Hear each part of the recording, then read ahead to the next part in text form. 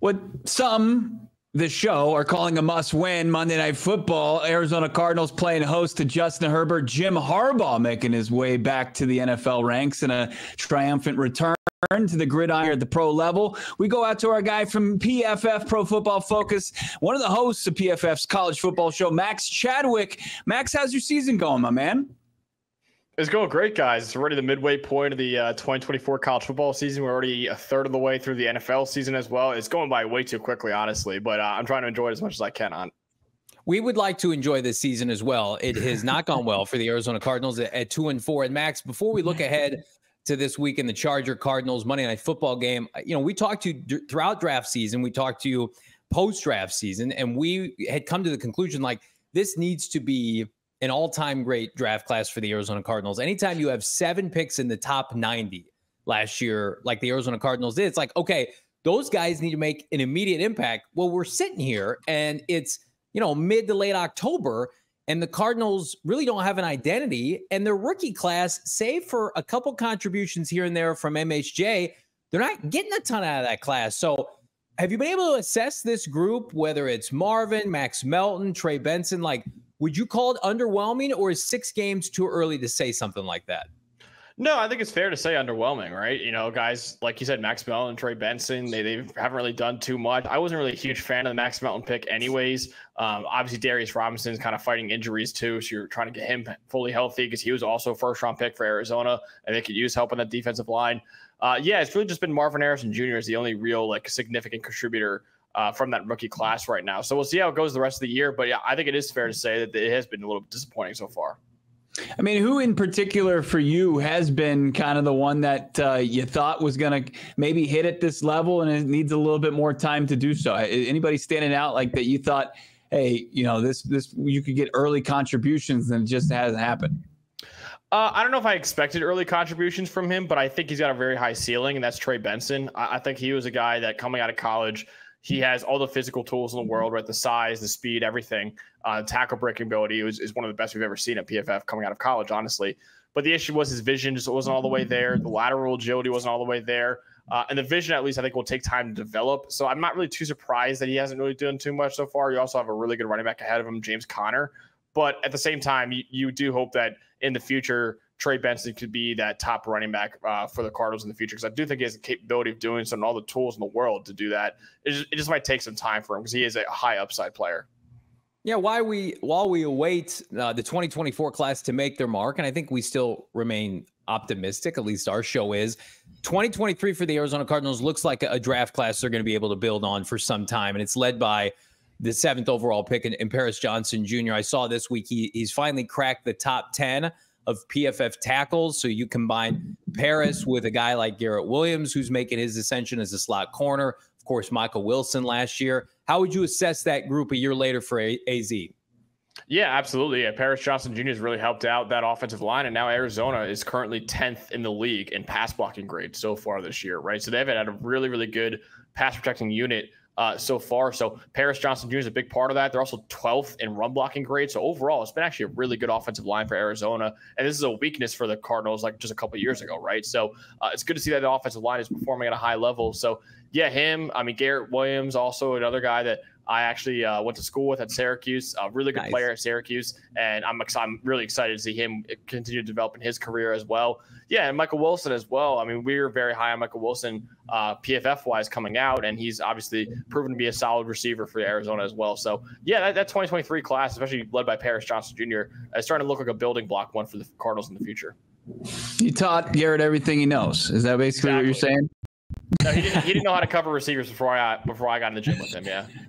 Max, it's always fun to kind of inform our audience as far as what you guys are doing over there at PFF. And recently, as we're seeking any type of positives from this Cardinals defense, Johnny and I have been tagged a couple times as far as where the Cards are in disruption rate, measuring the effectiveness of the defensive pressure on designed pass plays. Can you give any insight? Cards are ranked 7th in that stat. It's really the only one that you can kind of lift up, this defensive front 7 and how they're applying pressure. Is that a key stat, or what makes that one important and that, Cardinals fans can kind of puff their chest out on that one? Yeah, that's one absolutely that you're trying to look at right now. And pass rush disruptions, it just really just make sure you can get pressure on a quarterback, right? Just throwaways, make him throw the ball away, make sure you get pressure on him, get hits on him, sacks, all that. So, yeah, I think that, disruption rate, Arizona surprisingly has actually been up there pretty high. Problem is, though, the overall pass rushing grade is still one of the worst in the league. Right now, it's the fourth worst pass rush grade in the entire NFL. Right now, they still use a lot of help by that defensive line. And I think Darius Robinson could provide that. Again, he's also like a Trey Benson, which is kind of a high upside, low floor kind of pick. I wasn't really a huge fan of that late first round pick either. But he's certainly a guy that you're hoping could turn into a major contributor for that defensive line going forward. But yeah, that's definitely a stat they're doing well in. But overall, I still think the pass rush is still lacking right now. Let's turn the clocks back to April, because I do have to ask you a question, because I think it's very relevant to how the Cardinals are struggling right now up front defensively. And again, you never want to make kind of snap judgment decisions on a rookie class and specifically positional value 6 months later. But the Arizona Cardinals, year two, as my co-host likes to remind me, in the rebuild, that's still very much happening. They had a sieve of a defensive line last year, and it's carried over to this year. And injuries have played a factor in that. The Arizona Cardinals took a blocking tight end by the name of Tip Ryman within the top 90 picks. They had 4 third-round picks, and they used one of them on what is unquestionably their third tight end. Now, he plays a lot. He's a good run blocker. You named off the blocking statistics, but we know he's never going to be Trey McBride. And then they have Elijah Higgins, who's a converted wide receiver they claimed last year, who's a really nice player, has 2 touchdowns this year. Like, what do you make of the Tip Ryman pick? Do you remember him coming out East-West Shrine game? And in your opinion now, in hindsight, is that an overdrafting of a player that right now is the third tight end for Arizona? Yeah, I think it was. That was an overdraft at the time. There's nothing that he's shown in his rookie year so far to make me think that it's not an overdraft now, right? He's a guy that it was a really good blocking tight end, just like you said. But, that's not as valuable as it was maybe in the past when running the ball was so prevalent. Now, maybe with the increase in two high safeties, maybe we start running the ball a lot more, and maybe a guy like Tip Ryman is a lot more valuable. But it's just that's not where the game is right now, at least. So I just don't really see a guy like him being that valuable for Arizona. So I think they should have used that pick somewhere else, probably in the defense, because the defense still has a lot of issues right now. I wasn't a fan of the pick at the time, and I'm still not a fan of the pick right now. Before we get into the 2025 draft class, because the Cardinals projected earlier this week to be in the top 10, and we want to get your expertise there. But I want to look at this Monday Night Football game, and obviously Jim Harbaugh makes the transition back to the NFL after several good years in San Francisco. He goes on to his alma mater and leads Michigan to a championship, and he's got the Chargers already playing some really good ball through 5 games at 3-2. But it's strange. Like when you look at the stats, Chad or Max, it's, they play defense, they run the football, but as far as, like they win the time of possession, but there's not gaudy stats anywhere that says otherwise, like that this is a powerhouse. How are you evaluating the Chargers in their first season under Jim Harbaugh? Yeah, they're kind of a Jim Harbaugh team in a lot of ways, right? They're going to run the ball and they're going to play great defense, and that's probably going to be how they try to win games. And I think they're an okay team. I don't think they're anything special by any means. I think Justin Herbert's been a little disappointing so far. Obviously, he's battled a lot of injuries as well. So yeah, they're really trying to build through this offensive line and through the run game and all that, even with a star quarterback and Justin Herbert as well. And then they're trying to really defensively be really good, and they've actually been really good defensively this year, and which is something that's different than the Brandon Staley teams in the past. When you thought Brandon Staley had a great defense, they're actually not that great. Now they're like a top 10-ish defense, I would say, in the NFL right now. So they do have a really good defense, good run D as well. So yeah, I think guys like Joey Bosa and Khalil Mack are obviously very, very good edge defenders that Arizona's got to deal with. Paris Johnson Jr. specifically has got to deal with. So that'll be a really interesting matchup. And I think the coverage unit for Los Angeles is pretty good as well. So it'll be a really interesting matchup on Monday night, right? You got 2 teams that are kind of not playing great football right now. Obviously, the Chargers, just broke their 2-game losing streak. Arizona's on a 3-game losing streak right now. So 2 teams that are kind of looking to get their seasons back on track. And it'll be a really interesting game on Monday Night Football. Max, we look at the prior 2 first rounds for Arizona. They've taken a Ohio State player each of the past 2 years on the offensive side. Now I'm looking at the PFF draft big board. There's not a single Ohio State defender that's worthy of a top 25 pick. So we'll put Ohio State off to the side for a second. I do see in the top 10 you guys have 3 defensive players for the University of Michigan promptly displayed, right? 2 defensive linemen in particular certainly help Arizona. Yet I watch Michigan without Jim Harbaugh defensively, and it does not look like the same team. Now, I'm not knocking the kids, but I mean, how do you assess a team that last year, one of the most dominant defenses we've seen in college football in recent memory, to this year? It's like, do you feel like some of these guys just maybe have their foot out the door, looking ahead to the NFL level? Like we see as we get closer maybe to bowl season. I mean, they lose to Illinois this week. Does Michigan? I think you're going to get, first of all, they're going to be knocked out of the top 25. And then you're going to see a lot of these guys maybe look ahead to draft season and skip a bowl game for Big Blue.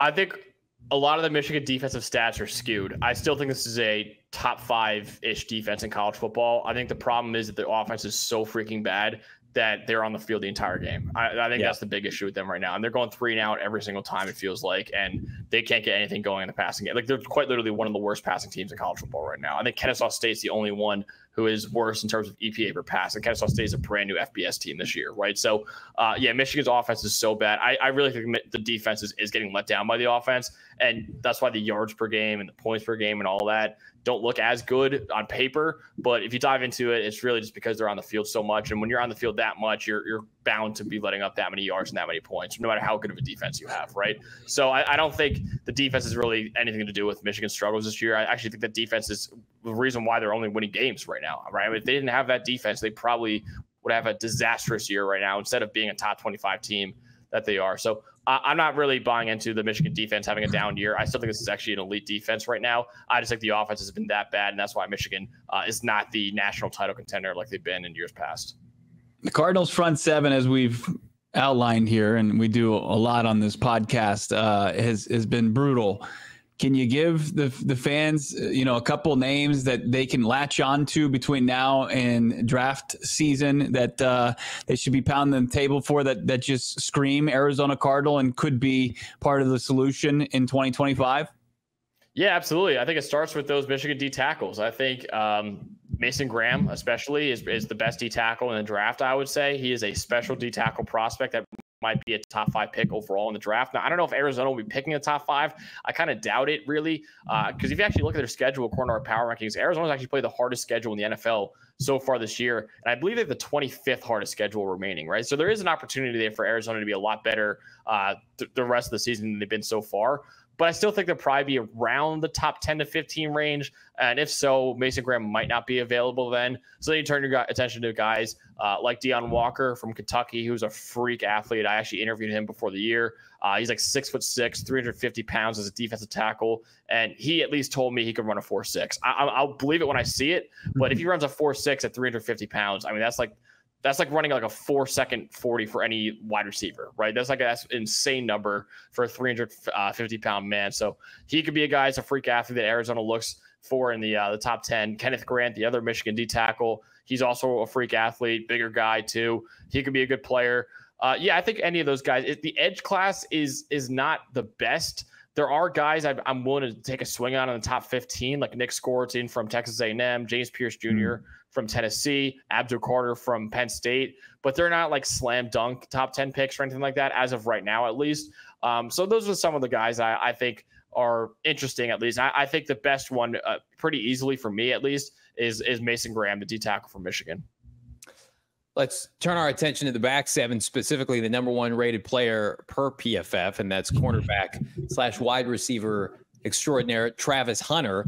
And again, he's a little bit nicked up this year, and Colorado's defense is what it is.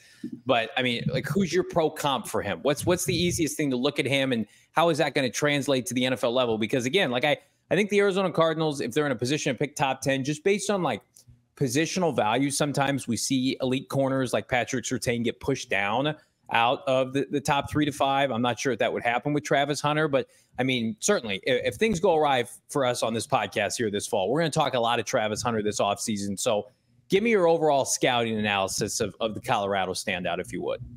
Yeah, I don't know what the comparison would be, honestly, because he does play both sides of the ball at a very, very high level. I've heard comps like Garrett Wilson offensively. I think that could be a decent comp for him. I think he's a really, really good receiver. And obviously he's an excellent corner as well. And I don't know if he'll play both sides of the NFL full time, but I do think a team would be smart to play him on both sides of the ball, at least. And I've heard Champ Bailey comments before. Champ Bailey at Georgia was a guy that played on both sides of the ball, not to this level. Nobody's done it to this level before. He's the greatest two-way player I've ever seen in college football, at least in my opinion. So yeah, he's truly a special talent, and I totally get why he's the number one player on the big board right now. I probably would have the same. I think Travis Hunter is that good on both sides of the ball. I think he's the best football player in college football right now. And again, full-time starter on both sides of the NFL, probably not going to happen, but he probably could be a full-time corner that comes in for packages at receiver and be very effective at that. So yeah, I think Travis Hunter is as rare as they come, honestly. And I think he's a truly unique football player. You signing up for that, Johnny? No, Cardinals need pass rushing. I love corners. Cardinals actually have a couple good corners in the trenches. So respectfully, right now, Travis Hunter, not speaking his language quite yet. All right. Well, we're speaking Max Chadwick's language. Follow him on Twitter at CFB Max Chadwick, and of course, check him out. PFF, host of PFF's college football show. Max, always great to catch up with you, man. Thanks, guys. We all silly like the mayor.